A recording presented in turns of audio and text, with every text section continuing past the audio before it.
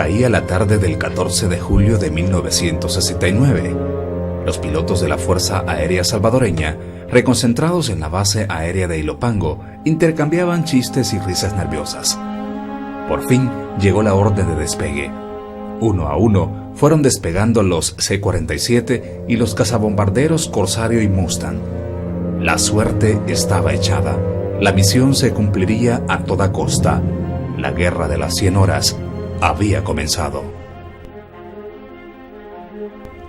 El conflicto que el mundo llegaría a conocer como la guerra del fútbol inicia muchísimos meses antes, con las incesantes denuncias de acoso y maltrato que el gobierno salvadoreño recibe de los compatriotas que se encuentran en tierras hondureñas. La aparente prosperidad de los salvadoreños que se habían trasladado al vecino país fue uno de los factores que iniciaron la violenta expulsión de más de 16,000 salvadoreños. Y los salvadoreños, buscando nuevos horizontes, vieron hacia el norte pues y se dirigieron hacia allá. Fueron contratados por estas empresas y bueno, lograron su cometido, ¿verdad? Progresaron, trabajaron con ahínco, limpiaron la selva, hicieron todas aquellas tierras pantanosas, las hicieron cultivables, y el salvadoreño que llegó de mozo, de peón, al poco tiempo pues ya tal vez ya era jefe de algún departamento, y después con el producto de estas ganancias compraron algunos terrenitos también. Después cultivaron sus propias tierras allá en Honduras, y así fueron creciendo y creciendo. Que hubo mucho descontento en el país, aquí en El Salvador, por lo que estaba sucediendo entre Honduras y El Salvador. Eso venía de años para atrás, y todos esos sucesos ayudaron de que nosotros pues estuviéramos preparados a lo peor que se venía cada día a día que se venía aproximando a la situación. Nosotros sabíamos que iba a terminar en eso, y para colmo, como ya sabe, pues la historia, pues todo el mundo pues le llamó al conflicto de la guerra del fútbol, precisamente porque eso vino a ser la chispa, pues lo último para que se suscitara el conflicto. El 27 de junio del año 69, bajo una persistente llovizna, la selección cuscatleca se medía contra la selección hondureña en suelo mexicano. De un instante a otro, el jugador salvadoreño Pipo Rodríguez corría por el campo llevando delante de sí el balón, venciendo hábilmente la defensa hondureña, y con la expectación del público en su clímax, el jugador salvadoreño remata su hazaña anotando el tan esperado gol cuscatleco. Así, tras meses de tensión diplomática, el gol marcado por la escuadra salvadoreña era la gota que derramaba el vaso de la paciencia hondureña. Que se dio la casualidad que también se verificó ese partido, y pues por lógica los ánimos de nuestra gente, ya de por sí exaltados por todas las noticias que venían de los problemas ya puramente con Honduras, por supuesto que generó también un malestar en ellos, al mismo tiempo de alegría y todo, pero en ningún momento eso pues fue, por así decir, lo que dio la pauta para una guerra. Eso venía ya siendo preparado desde tiempo atrás. De que sirvió como un disparador, ¿verdad? Para que los ánimos ya rebalsaran, ¿verdad? Y pues allí hubo pleitos en los estadios, botellas que volaron para arriba, ¿verdad? Gente que la hirieron, en fin, tuvo que intervenir las policías y todo eso, muchos detenidos, pero entonces ya era una como batalla campal, ¿verdad? Allí la parte deportiva. Con el inicio en Honduras de la expulsión de salvadoreños o su ubicación en sórdidos campos de concentración, las tensiones entre ambas naciones llegaron a niveles incontenibles. A pesar de la presencia de organismos humanitarios internacionales, el maltrato hacia los salvadoreños crecía día con día. organismos internacionales estuvieron viniendo a través de los pedimentos de nuestro gobierno a que dieran de primera mano los vejámenes que esta gente hacía contra nuestros compatriotas.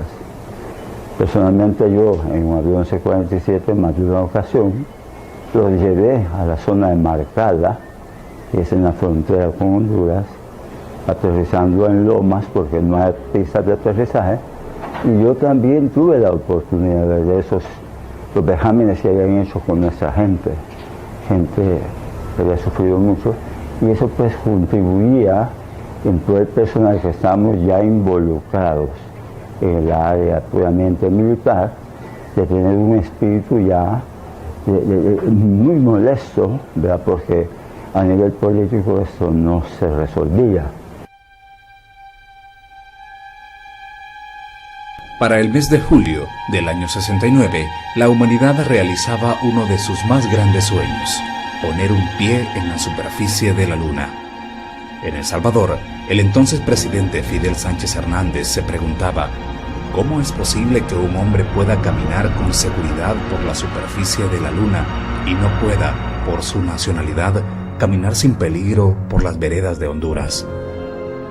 Mi general Fidel Sánchez Hernández, presidente de la República en esa época, decidió girar órdenes específicas, ¿verdad?, al alto mando de la Fuerza Armada para que comenzara a tomar cartas en el asunto, preparando ya, ¿verdad?, una campaña militar.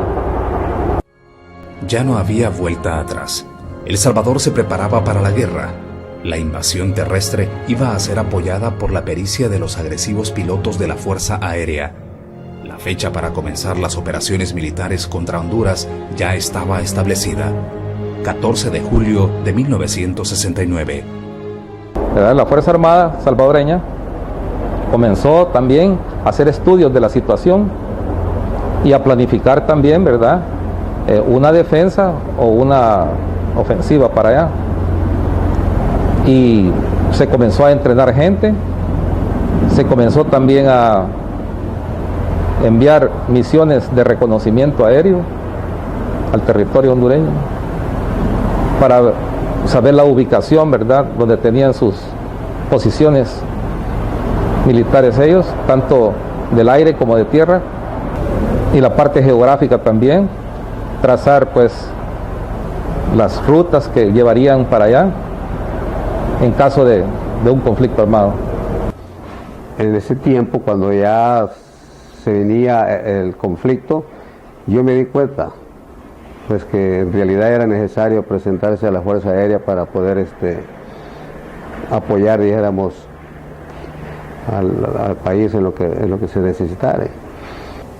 Nosotros estamos listos, estamos con el ánimo dispuesto, ¿verdad?, no pensando en lo peor, más que a jugarnos ¿verdad? De nuevo, es la edad y es el poder que se tiene a través de las armas. En ese caso yo era piloto de corsario y sabía mi poder de fuego y sabía el poder que tenía en mis manos. Algunos pues fueron seleccionados para los aviones de transporte, otros fueron seleccionados para aviones caza, o cazabombarderos. Así que así pues se llevó a cabo esa fase de preparación para los pilotos que tomamos parte en esa contienda. Estábamos tan convencidos de que había que hacer mucho por El Salvador en esos momentos. Había muchas vejaciones y teníamos que defender nuestros compatriotas. Y no fue nada para nosotros, ¿cómo se llama?, arriesgar nuestras vidas en realidad.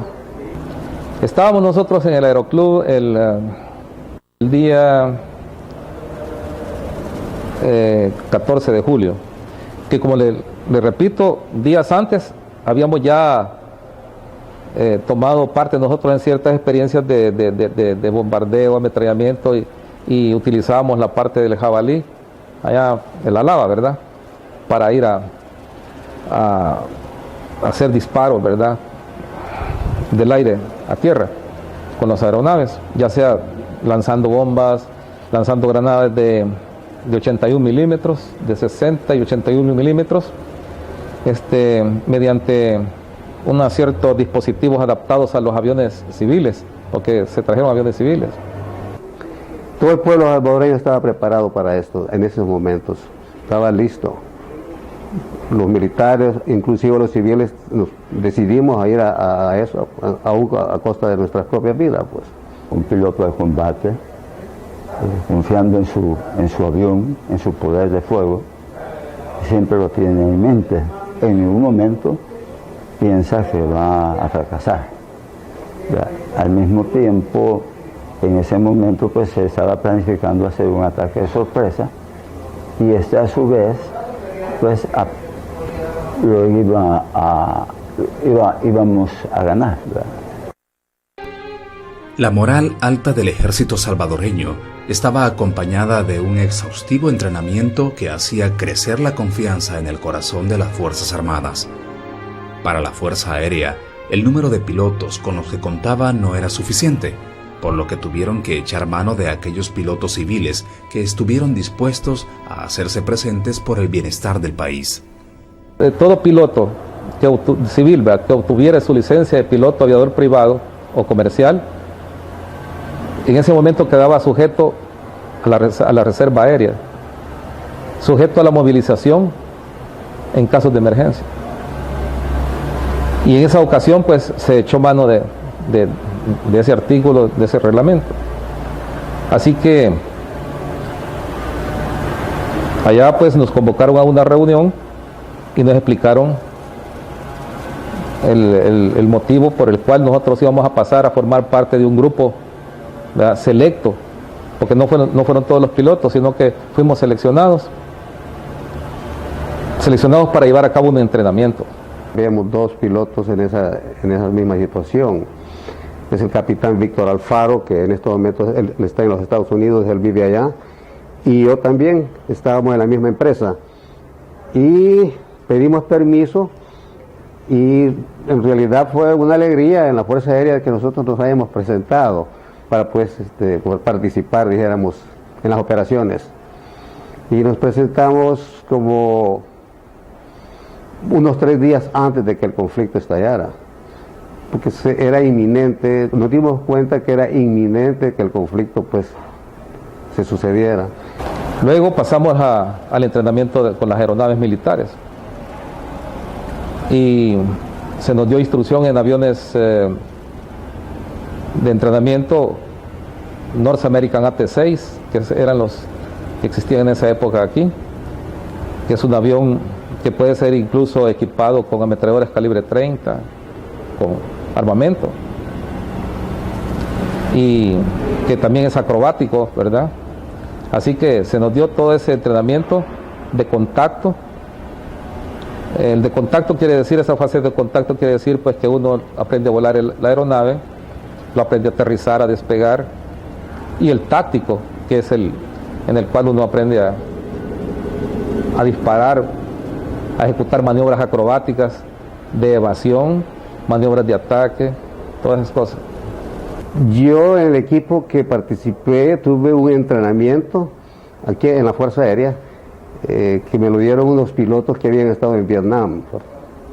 Eran unos pilotos americanos, militares, vinieron a dar unos cursos especiales de entrenamiento para conflictos. Y ellos nos dieron planes desde entonces, cómo era que se participaba, por lo menos en el tipo de avión que me tocó a mí, que era transporte. Nos dieron un entrenamiento muy buenísimo. Y entonces, pues, en base a ese entrenamiento fue que en el caso mío particular, fue que yo operé el avión. Específicamente no voy a dar los detalles porque son cosas militares, pero sí nos dieron los métodos, nos dieron todo para poder operar el tipo de avión que yo volé y poder hacer una navegación, por ejemplo, poder, era cuestión, todo lo hicimos con cálculo, todo bien calculado, así como nos enseñaron los americanos. El día para el que tanto se habían preparado nuestros pilotos había llegado. En medio de un ordenado despegue, nuestros aviones se separaban de la tierra y se perdían en el horizonte. Pronto se encontrarían volando sobre cielo hondureño, prestos a cumplir su misión. Nosotros estábamos reunidos el día 14 de julio, temprano de la mañana, como a eso de las 9, ¿verdad? Porque se nos decía que teníamos que estar siempre ahí pues reunidos en el club por cualquier mensaje que llegara, por cualquier noticia. Entonces llegó un señor oficial en un jeep y nos reunió y nos dijo de que de orden de mi mayor Salvador Enríquez, que estaba de comandante de la Fuerza Aérea en ese tiempo, que teníamos que trasladarnos del aeroclub aquí a las instalaciones del cuartel antiguo de la Fuerza Aérea para darnos algunos lineamientos y que en vez de ocupar la carretera panamericana para trasladarnos del club, que nos viniéramos por las pistas. Así que cada quien en su vehículo tomó las pistas aquí de taxeo de aviones y nos dirigimos directamente al cuartel antiguo. Ahí nos estacionaron, ¿verdad? Y de ahí pues pasamos ahí a la parte del Estado Mayor Aéreo, que es las instalaciones que estaban en esa época ubicadas en el costado sur del cuartel antiguo, en la segunda planta. Ahí había un salón con bastantes sillas, unas pizarras, unos pizarrones ahí, ¿verdad? Y estaban algunos granadas de 81 milímetros, unas bombas, ¿verdad? Y unas ametralladoras y todas esas cosas. Así que estas eran para explicarnos el material que nosotros teníamos que llevar, ¿verdad? Y de esas reuniones, claro, sí participé, en donde se dieron ya a cada individuo, a cada oficial, sus misiones específicamente, donde se iba a operar. Yo, como estaba volando transporte, me asignaron un avión, por supuesto, de transporte. Un avión que lo veían es tipo C-47, es un avión de transporte personal, no es para combatir. Sin embargo, pues con la escasez de material que teníamos para combatir, se modificó el avión en algunas cosas, se le pusieron ametralladoras y se les instaló, eran como 4 C-47, se les instaló un dispositivo para montar las bombas. Eran bombas de 100 libras que se ocuparon para entonces. Teníamos de nuevo el reflejo fiel de todos los acontecimientos de los cuales habíamos sido testigos, y eso contribuía para ello. Además de esos conocimientos, nuestra experiencia en la nave, ¿verdad? Y de nuevo sabiendo el poder de fuego que uno tiene, y siendo eso de sorpresa, todo iba positivo, todo estaba de nuestra parte. Se nos comunicó de que desde ese momento que no podíamos hacer llamadas telefónicas a nuestros hogares, ¿verdad? A nuestra casa. No podíamos. Ya no íbamos a volver a salir de ahí. Y que nos iban a mostrar en un mapa que estaba en la pared, el cual estaba cubierto por una cortina, la cual que se podía descorrer así. Y cuando lo descubrieron así, ¿verdad? Entonces quedó el mapa expuesto y ahí estaban los objetivos específicos, los cuales tenían que ser atacados por nosotros. El Estado Mayor, con la inteligencia, recaudó pues datos, y la verdad es que nos asignaron posiciones al otro lado del Salvador, posiciones donde nos dijeron ahí hay tropas, ¿verdad?, del enemigo. Y por supuesto que nunca nos asignaron un lugar poblado donde estuvieran civiles, jamás. Y más que todo fueron posiciones militares, y a mí me tocó pues tirar las bombas en unas alturas que están al este de Nuevo Cotepeque, de Choluteca, perdón, primero fui a de Choluteca. Y entonces esas fueron las alturas. En una carta, en un mapa me asignaron dónde eran las alturas donde yo tenía que soltar el material. Se veía en el mapa la parte norte de Nuevo Cotepeque, ¿verdad? No de la ciudad, sino que los cerros que están al norte, un cerro Quimol, cerro La Chicotera, ¿verdad? Allá por San Marcos de Cotepeque también otra parte, al norte, ciertas elevaciones ahí. De ahí estaba Santa Rosa de Copán, la parte norte también, y un poco la parte sur de Santa Rosa de Copán, más que todo la parte sur. Y de ahí estaba por el lado de cerca de Marcala, La Esperanza, toda la parte fronteriza donde tenía el ejército hondureño sus posiciones. Esa era la parte que nosotros teníamos que ir a atacar. Quiero decirles que no era la primera vez que se enfrentaba el ejército salvadoreño contra el hondureño, sino que ya unos días antes había habido algunas escaramuzas, por decirlo así, ¿verdad? Una cierta, ¿verdad? Encuentros, ¿verdad? De tiroteos esporádicos, ¿verdad? Que a un soldado le dispara ya a la otra posición y le devuelven el fuego de allá para acá, y ya había habido ciertos problemas, ¿verdad? Anteriores, ¿verdad?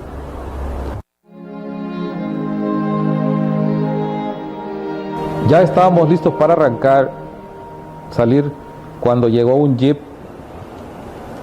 con un sargento y un oficial a la derecha, y nos dijo de que mantuviéramos, que había una contraorden ahorita y que teníamos que esperar. ¿Esperar a qué? A que oscureciera un poco más, debido a que ese día no había mucha nubosidad aquí, pues en este territorio. Era la primera vez que entrábamos en combate y nosotros tratábamos de disimular, pero sentíamos por dentro una cosa bien extraña, ¿verdad? Sentíamos un montón de cosas, muchas emociones ahí. Nosotros atacamos en realidad por sorpresa, así es que el primer día no hubo ningún problema en cuanto a que pudiera suscitarse nerviosismo, pero fue un contraataque. De todas maneras ya era muy tarde y sabíamos muy bien que no iban a contraatacar en esa noche. Pero ya al día siguiente, sí, ahí sí hubo más nerviosismo, puesto que era la Fuerza Aérea de Honduras empezó a contraatacar, entonces sí hubo ya el conflicto, se complicó. A eso de las 4:30, o sea, a las 16 horas con 30, ¿va? Las 16 horas con 30.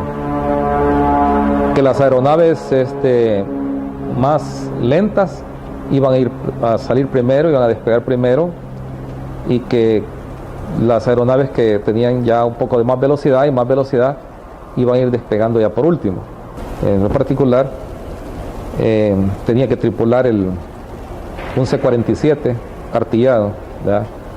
El C-47 llevaba 2 ametralladoras .50, llevaba 16 bombas de 100 libras, ¿verdad? Las demás aeronaves más livianas llevaban granadas de 81 milímetros. Y los tripulantes iba a ser el piloto civil y un sargento que iba en la parte de atrás, en el asiento de atrás, ¿verdad? El cual iba a ir dejando caer las granadas. El elemento sorpresa fue crucial para el ataque de los aviones salvadoreños. Volaron tranquilamente sobre suelo hondureño, descargaron sus bombas sobre los objetivos y regresaron a El Salvador. Por cuestiones de seguridad, se habían preparado a lo largo y ancho de nuestro territorio pistas clandestinas a las cuales nuestros pilotos regresarían de forma secreta. Lo que es Ilopango se descartó, aquí no regresaban los aviones. Los aviones se distribuyeron en el territorio fuera de San Salvador. Entonces a cada piloto se le asignó de diferentes lugares ¿verdad?, del territorio salvadoreño donde pudieran operar pistas de emergencia. Y como les digo, las comunicaciones personales con los demás eran muy difíciles. En la base donde yo estuve fue en la hacienda de la Carrera, solo habíamos dos C-47 y una noche que llegó un corsario y aterrizó y que le habían asignado también esa base de operaciones a un corsario. Nosotros aterrizamos en la isla de Madresal. Entonces en la isla de Madresal, ahí íbamos a pasar toda la noche y al día siguiente íbamos a reconcentrarnos aquí en Ilopango para recibir órdenes, ¿verdad?, nuevas órdenes y nuevos objetivos. Entonces eran como las 12 de la noche, habíamos puesto, se había iluminado la pista con candiles, pero antes de las 12 de la noche ya habían regresado los aviones de combate F-51 Mustang, ¿verdad?, que aterrizaron. Por cierto, uno de ellos tuvo el último de ellos, tripulado por coronel Saúl Zelaya Campos, en ese tiempo capitán, al enfilarse para hacer el aterrizaje niveló un poquito alto, como esto oscuro, solo los candiles a los lados, y esa isla está poblada de cocoteros, ¿verdad?, cultivo de cocoteros bien altos. Entonces la pista está en medio y es como que fuera un callejón, y desde el aire se ve eso bien angostito. Entonces él entró como en lo oscuro, ya entró un poco alto y niveló un poco alto, y cuando asentó cayó con un poquito de fuerza en el aterrizaje y el avión capotó, o sea que topó la hélice al suelo. Entonces aterrizó un avión de enlace llevando un mensaje, nuevas órdenes. Eran un avión civil con dos pilotos de reserva. Uno de ellos era don Bobby Sol, el otro era Paul Phillips, eran los dos. Aterrizaron ahí, dejaron un mensaje. Y cuando ellos aterrizaron, pegaron contra algo metálico, ¿verdad?, fuerte, tanto que le dobló un poco el patín de nariz del avión, del tren de aterrizaje, pero no sufrió gran cosa porque siguió rodando el avión por la pista hasta llegar a estacionarse. Entonces se bajaron, nos enterraron el sobre para ver el mensaje, y entonces nos dijo, fíjense que en el aterrizaje ahí en lo oscuro, pues verdad, topé con una piedra, quizás han dejado alguna piedra ahí, verdad, a medio camino, en la media pista, y vamos a ver pues, y nos fuimos en un jeep a ver, y cuál no fue la sorpresa de que el Mustang que había medio accidentado ahí, verdad, se le había quedado pegada una bomba de 100 libras. Entonces esa bomba se desprendió y cayó al suelo en ese momento, ¿no? Pero como no estaba activada la parte delantera, ¿verdad?, de la espoleta y todo, entonces ahí la recogimos con unos soldados, ¿verdad?, y la fuimos a dejar allá por la playa, ¿verdad? Ahí después la detonaron. Una vez de regreso en tierra salvadoreña y con el ejército hondureño recomponiéndose del sorpresivo ataque, era más que obvio que las acciones aéreas del siguiente día contarían con un margen considerable de peligro. Y al siguiente día, pues esperando la nueva misión, que era de nuevo ya ahora atacar, ¿verdad? Y esperamos reacción, por supuesto, de ellos. Nuestra misión como pilotos de combate no era irnos por tierra a niveles bajos, sino que altos, para poder así entrar al combate con un espacio suficiente. Dijo mi mayor Enríquez, que era el comandante de la Fuerza Aérea, aquí no quiero ningún avión aquí en la base, tienen que salir todos ustedes de aquí, porque tenemos información, verás, de que de allá van a venir a atacar aquí, temprano, en las primeras horas de la madrugada, ¿verdad?, de la mañana, al amanecer. Así que todos van a cumplir con su misión, despeguen oscuro, ¿verdad?, y se van. Y después cuando regresan, otra vez allá a la costa, ¿verdad?, ya no aterricen aquí, porque aquí van a venir temprano los aviones de caza hondureños a atacar. Entonces ellos decidieron el puesto de mando que estaba aquí en el cuartel, trasladarlo para un cerrito que estaba acá en Soyapango. Nosotros estamos operando de una manera que era muy difícil que nos detectaran, ¿verdad? Porque no agarrábamos altura, sino que era una navegación rasante y era imposible, que se puede decir, que nos vieran, se puede decir. Y las naves allá arriba, las naves de, ¿verdad?, de los cazas bombarderos que andaban a altura, en la zona donde nos tocó a nosotros tampoco iban ellos a estar buscándonos muy abajo, porque ellos venían a San Salvador a tirar su material de guerra aquí al aeropuerto de Ilopango. Ellos se movían con mucha facilidad en su territorio a distintas pistas, pues ellos también ya sabían que un ataque venía. Entonces ellos se estaban movilizando en todo el área de su territorio.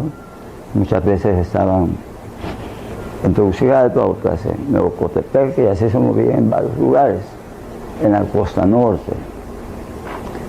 Entonces a nosotros nos fue asignado buscarlos en Nuevo Cotepeque, buscarlos en los llanos de Corquín, que era otro área donde ellos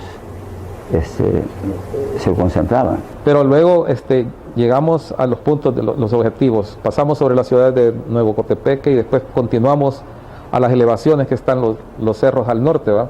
Donde está el Cerro Quimol y el Cerro Chicotera, que le llaman. Entonces ahí comenzamos a girar con el avión en círculos, buscando pues dónde comenzar el bombardeo. Y comenzamos, ¿verdad? Ya se dio la orden para que pudieran soltar las bombas y comenzar las bombas de fuego. Hicimos 3 pasadas y regresamos, ¿verdad? Allá abajo pues Honduras es despoblado completamente, es pinares y pinares, ¿verdad? Cosas así. Pero allí habían posiciones militares. Las visiones de los pilotos salvadoreños sobre el cielo de Honduras les deparaban grandes peligros. Muchos de ellos vieron muy de cerca el fuego de la metralla enemiga. Dentro de las inestables condiciones de esa guerra, solo algo era verdaderamente seguro. Nuestros pilotos lucharían por cumplir su misión, sin importar qué tan alto fuera el precio. Llegamos a bombardear a Tegucigalpa. Esperamos de nuevo en el grupo de 4 y cada quien hizo lo que tenía que hacer en Tegucigalpa. Luego ahí donde mi compañero Cortés sí fue atacado por un hondureño, pero gracias a Dios no sufrió mayor problema, más que la destrucción de su panel de radios, nada más. Y ya la pista nuestra para el regreso ya no era Ilopango, porque se suponía que Ilopango iba a estar ya bombardeada o destruida. Cuando veníamos de regreso aquí por el lado de Aguilares, veníamos a unos 9,000 pies de altitud, cuando vimos una gran columna de humo negro, ¿verdad?, espeso, allá por el occidente, y era la refinería de petróleo de Acajutla, que estaba en llamas uno de los tanques, le habían pegado los tanques, ¿verdad?, los aviones hondureños.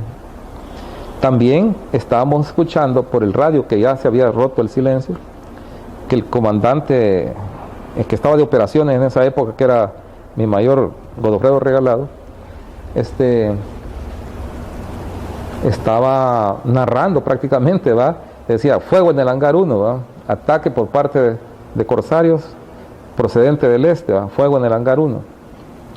Y al ver eso nosotros que estábamos atacando aquí, ¿va?, Ilopango, y nosotros veníamos para acá, ¿va?, entonces decidimos irnos con rumbo al volcán de San Vicente, pero ya bajito, ¿va?, para que no nos fueran a ver, ¿va?, no nos fuera a hacer que nos fueran a interceptar, y salimos nosotros bien bajo para el volcán de San Vicente y después perdernos del otro lado del volcán de San Vicente y proseguir para Madresal. Había un avión ahí arriba que estaba tratando de proteger aquí la base y que le decían que bajara y que atacara, y otros 2 que era capitán Reinaldo Girón Cortés, que habían despegado temprano. Ellos acaban de despegar temprano y entonces ellos iban para Toncontín con el mayor Girón Cortés, iban para Toncontín en 2 aviones corsarios, pero ellos llevaban bombas bajo las alas y ametralladoras .50, 3 en cada ala. Entonces ellos estaban por aquí, por el lado del desagüe de Ilopango, pero con rumbo para Toncontín, mientras los corsarios hondureños estaban entrando, atacando aquí. Dejaron caer una bomba que estalló en el hangar 1, ¿verdad? La otra bomba impactó aquí cerquita de aquí, como unos 100 metros de aquí atrás, ¿verdad? Aquí cerca de este edificio, la otra bomba. Una tercera bomba cayó al norte del cuartel antiguo, después de la calle. Fueron cuatro impactos y ametrallamiento también de parte de ellos. Mientras tanto aquí repelían el ataque con ametralladoras .50. Sí, la misión era la parte sur del aeropuerto de la Fuerza Aérea de ellos, donde tenían en sí concentrado su reserva de gasolina. Ahí tenían las bombas de gasolina con las que fuleaban sus aviones. Esa era mi misión, esa nada más. Cuando hicimos y regresamos. Pero sí en el trayecto del bombardeo fuimos asediados a través de ametrallamientos de las alturas que rodean Tegucigalpa, que sí había bastante batería antiaérea. Yo veía las trazadoras que salían pues y venían hacia mí. Pero gracias a Dios no sucedió nada que lamentar ahí. Estábamos volando tranquilamente a 9.000 pies de altitud cuando sentimos los impactos en el motor izquierdo, como cuando alguien taladra un metal, que inmediatamente comenzó a silbar, no el motor sino que la hélice, porque la hélice fue atravesada. Acto seguido comenzó una columna de humo negro, ¿verdad? O sea, un chorro de humo negro, horizontal así, fuerte, ¿verdad? Después ya traía un poquito de fuego, ¿verdad? Que era el aceite del motor. Y entonces nosotros, le dije yo al artillero que qué estaba pasando. Entonces me dijo, es un avión así como de color casi negro que nos está atacando. Bueno, ve si lo puedes, ¿verdad?, ahí impactar, disparar para localizar, centrarlo y dispararlo. Entonces él se fue a las ametralladoras a ver, ¿verdad?, pero nunca le daba chance el avión, de seguro nunca pasó frente a las miras de él. Hizo una segunda pasada en el motor derecho, esta vez, e impactó también el motor derecho, pero no en sí el motor, sino que la cobertura de metal del motor, que le llamamos cowling, ¿verdad? Esa la levantó así completamente y comenzó a hacer ruido, ¿verdad?, con el aire que le pegaba, y el motor seguía ahí ya echando un poquito más fuego. Entonces decidimos nosotros darle velocidad al avión, picándolo un poco, ¿verdad?, para ver si de esa forma podíamos sofocar el fuego. Y gracias a Dios dio resultado. Como estaba previsto, la Fuerza Aérea Hondureña realizó un fuerte ataque a las instalaciones de la base aérea de Ilopango, como respuesta al bombardeo del aeropuerto Toncontín. En medio del ataque y las ráfagas enemigas, el capitán Douglas Vladimir Varela atraviesa la pista en busca de un avión con el cual repeler él solo el ataque hondureño. Douglas Vladimir Varela despegó en el Mustang y los artilleros de acá lo confundieron con un avión enemigo, entonces le dispararon, pero no lograron impactar, gracias a Dios, pues, ¿verdad? Entonces despegó y logró posicionarse, o sea, tomar posición buscando de la cola a los aviones enemigos. Como ellos estaban ya escasos de munición y también de combustible, entonces decidieron largarse. Y ahí se llevó a cabo la persecución. El capitán Douglas Vladimir Varela detrás de ellos, y ellos alejándose rumbo norte, ¿verdad?, para allá, para San Pedro Sula. Y entonces decidieron separarse. El uno seguir recto para el norte, para San Pedro, y el otro virar hacia la izquierda, como buscando territorio guatemalteco, ¿eh? Cuando Douglas se dio cuenta que el uno se separó, siguió al que se separó para la izquierda, ¿eh? Siguió. Entonces lo siguió, pero entonces se dio cuenta que se había metido ya en territorio guatemalteco, ¿verdad?, el avión hondureño. Entonces ahí, para no violar el territorio de Guatemala, entonces regresó Douglas aquí a la base de Ilopango. y este avión aterrizó en Guatemala. Allá fue detenido por las autoridades de Guatemala, por la Fuerza Aérea Hondureña y escoltado el avión para La Aurora. A pesar de la audacia y pericia de nuestros pilotos, la guerra cobra vidas, sin hacer distinción alguna de valentía o heroísmo. El deceso del capitán Reinaldo Cortés y Douglas Vladimir Varela enlutaron los anales de la historia nacional. La Fuerza Aérea delegó a partir de ese día en la mañana y su servidor en la tarde con Cortés, escuadrillas de patrullaje para darle protección al puente y derribar al enemigo si es que lo veíamos, por supuesto. Pero nuestra altura era esa, la altura era de búsqueda. Y para bien o para mal no vimos a nadie. Ellos nos vieron a nosotros. Eran dos aviones que se encontraban a mucha más altura que la que estamos nosotros. Uno de los dos aviones rompió filas allá y se bajó. Y bajó y bajó. Llegó a una altura casi rasante del suelo y empezó a subir. Y el primero que derribó fue a su servidor, que iba de ala derecha de mi líder, Reinaldo. Cuando a mí me dio y sentí el tableteo de las ametralladoras, así sentí el impacto que hicieron en mi nave y que mi nave se inundó de humo, lo único que tuve chance de hacer fue abrir mi cabina y por radio decirle a Cortés, me dieron, pero no sé si él me escuchó, porque yo alcancé a ver su avión que seguía en igual forma hacia el sur como habíamos estado. Entonces mi avión se incendió. Yo por experiencia, no experiencia mía, sino que experiencia previa de otros pilotos que se han lanzado de un corsario, le di vuelta y en una forma de gravedades negativas me lancé del avión. Y abrí mi paracaídas y es cuando mi paracaídas funcionó y empecé a caer. Cuando se me abrió el paracaídas empecé a buscar a mi compañero. Mi compañero ya no lo vi en el área, en el nivel en el que estaba, sino que empecé a buscarlo y de repente vi que iban dos corsarios, uno detrás del otro. El de atrás disparaba al de adelante. El de adelante no iba con fuego, pero así como iba, así se estrelló. El que iba adelante se estrelló, rebotó y cayó cerca de un pueblo, que resultó ser San José de las Fuentes. Luego, yo en mi paracaídas alcancé a ver que venía el otro corsario hacia arriba. Volvió donde yo venía en paracaídas. Yo pensé inicialmente que venía Cortés. Los dos corsarios con la distancia se miraban iguales, pero no, resultó ser el hondureño. El hondureño vino, bajó su tren de aterrizaje, bajó sus flaps, y es lo que llamamos nosotros un vuelo despacio, un slow flight.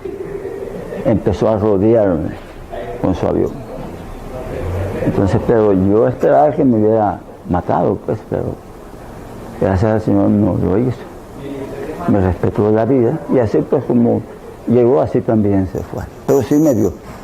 El tipo este de nuevo bajó, el otro se quedó ahí arriba, expectante nada más. Me derribó a mí y luego surgió mi avión, siguió y picó de arriba para abajo y ahí ametralló el avión de Cortés. Pero esos son segundos, no es mucho tiempo. Pues no dio tiempo, por así decir, a reaccionar a Reinaldo. Y entonces lo ametralló de arriba para abajo. Luego después vimos que el impacto le había, o sea, no lo vi yo, pero el impacto de una 50 le había caído en el área esta del hombro y le había salido, por el pecho, ¿verdad?